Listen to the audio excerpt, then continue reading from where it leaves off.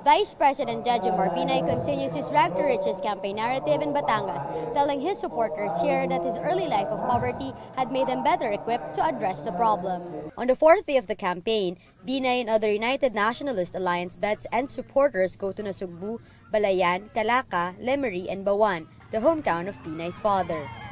Sapagkat ang tatay ko ay taga-Bawan, Batangas. Nagkataon lamang na napangasawa ko niya, ng nanay ko naman, ay taga Isabela. Minsan ay ang biro sa akin, yan buong-buo sa pagkatao ni Jojo. Ang alin ay yung kakuriputan. Bakit? Ay nako, ang taga Batangas ay kilala sa talagang mahilig mag-ipon ng pera. Binay explains his platform, pro-poor governance and inclusive growth. So yung kahirapan po, malulunasan natin, maiaangat po natin dahil sa ang kaharap po ninyo nanggaling na ho sa pagharap sa kanyang problema. Binay won in this province in the 2010 elections, beating Liberal Party Vice Presidential candidate Manuel Mar Rojas II by over 175,000 votes. Batangas has 1.53 million registered voters for the May 2016 polls.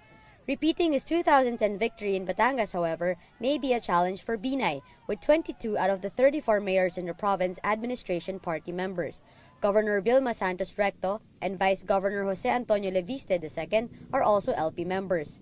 Binay's campaign spokesperson Rico Quicho says this is not cause for concern. Well, alam nyo nga, sabi ko nga po kanina, kaya nga po tayo dito, bara-barangay, bayan-bayan, sapagkat ito naman po hindi na po bago kay Vice President Binay, Kung sinasabi nga po nila nakapos tayo sa mga politikong kakampi, nakita nyo naman po, napakaraming mga kababayan natin ang nagtitiwala at nagmamahal kay Vice President Binay.